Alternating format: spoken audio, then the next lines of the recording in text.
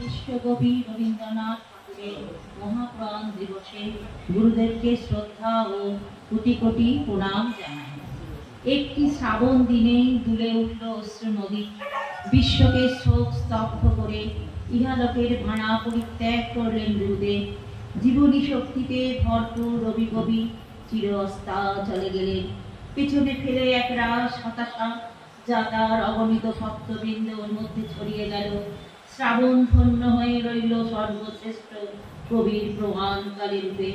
জাগতিক সত্যি হলো তিনি কালের নিয়মে মৃত, চিরসত্য হলো এই যে প্রতিটি জনমানসে তিনি অমৃত।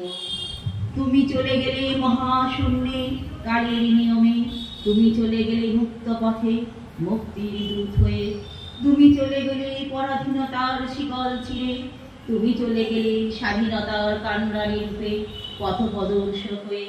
আজও অমর তুমি সমুদ্র হিমাচল জুড়ে, আজও অমর তুমি জনমানসে মৃত্যুকে জয় করে, আজও অমর তুমি সাহিত্যের অপরিসীম ইতিহাসে, আজও অমর তুমি স্বাধীন ভারতের আকাশে বাতাসে।